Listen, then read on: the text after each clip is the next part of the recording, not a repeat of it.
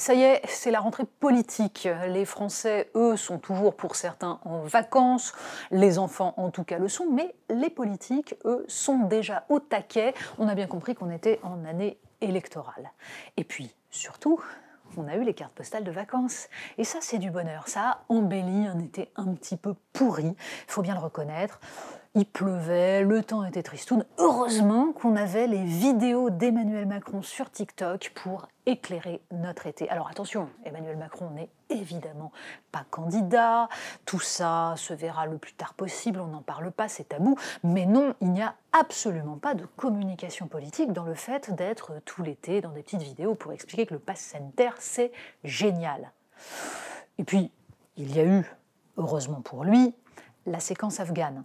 Ce qui permet de redonner un ton présidentiel, une assise.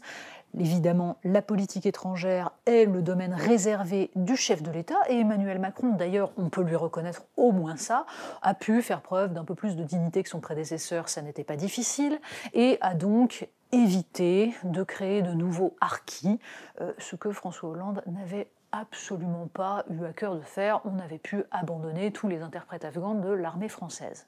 Emmanuel Macron, lui, a pu à la fois jouer la responsabilité et évidemment le courage, la bienveillance vis-à-vis des alliés de la France, mais aussi faire un petit clin d'œil à la droite sur le thème « J'ai conscience de la crise migratoire potentielle ». Là encore, on ne peut pas le lui reprocher, c'est de fait un sujet essentiel. Mais bon, le président de la République, évidemment, n'avait qu'une chose en tête, sa cote de popularité. Là encore, s'il se compare à ses prédécesseurs, ça n'est pas très difficile. Les deux, Nicolas Sarkozy et François Hollande, étaient au fond du trou. Emmanuel Macron va mieux. Et puis, pendant ce temps-là, il faut avouer que la concurrence n'est pas non plus époustouflante. Alors si, on a évidemment le passage obligé Paris Match, ça c'est pour Xavier Bertrand. Hein, on se souvient du même exercice de la part de François Fillon il y a très exactement 5 ans. Ne parlons pas d'Emmanuel Macron qui avait évidemment envoyé des photos de vacances façon Martine fait du ski, Martine à la plage. Donc là, c'était Brigitte et Manu font du vélo, Brigitte et Manu en maillot de bain. Eh bien, cette année, nous avons droit à Xavier et Vanessa. Alors, on n'a toujours pas compris exactement quel était le programme précis de Xavier Bertrand, ce qu'il apportait. La République des territoires, ça reste encore et encore très très flou, mais on sait qu'il est au taquet, lui, qu'il y croit, puisqu'il est dans Paris Match. Valérie Pécresse n'est pas en reste. Troisième fois qu'elle est en une du point, cette fois-ci, c'est en petit.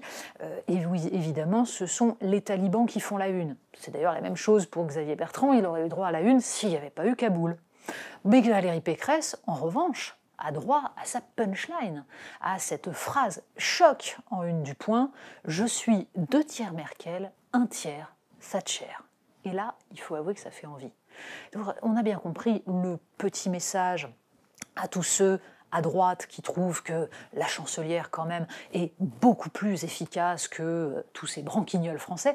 Ça fait quand même très très longtemps que la droite française prend pour modèle l'Allemagne sans jamais comprendre justement à quel point la décrépitude française est aussi liée à l'inexistence totale d'un couple franco-allemand.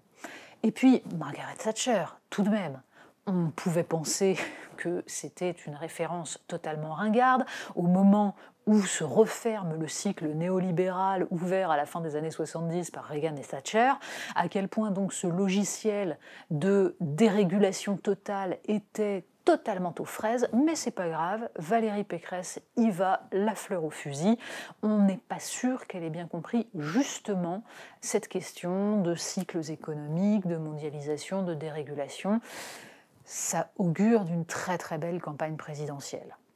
Pendant ce temps-là, les Verts nous envoyaient des photos du Marais Poitevin, c'est beaucoup plus sympathique, avec des petites bousculades qui n'étaient pas des bousculades, mais quand même, Éric Piolle qui rentre dans Sandrine Rousseau, c'est une violence symbolique, dixit la première intéressée, et les violences symboliques, on le sait, sont bien plus graves que les vraies violences. Elle a dû en rester traumatisée. Même Éric Zemmour, d'ailleurs, nous a envoyé ses photos de vacances. Alors, c'est le numéro double de Valeurs Actuelles, c'est l'interview dans Nice Matin. Lui aussi, visiblement, a estimé qu'il fallait absolument être présent tout l'été, exercice obligé des futurs candidats. Est-ce réellement le galop d'essai? En tout cas, l'interview de Nice Matin ressemble fort à un programme. Finalement, la seule qu'on n'a pas vue cet été, c'est Marine Le Pen. Très très très discrète, Marine Le Pen. Pas de plan de communication, pas de photos à la plage, près des Français, à la rencontre des vrais gens. Peut-être qu'en fait, elle a compris que la meilleure manière de ne pas faire de bourde, c'était surtout de se taire, et qu'elle espère, une fois de plus, n'avoir rien à faire, comme d'habitude. C'est visiblement ce qu'elle fait de mieux, puisque en débat, c'est pas encore tout à fait ça, mais ça laisse augurer une campagne présidentielle assez consternante.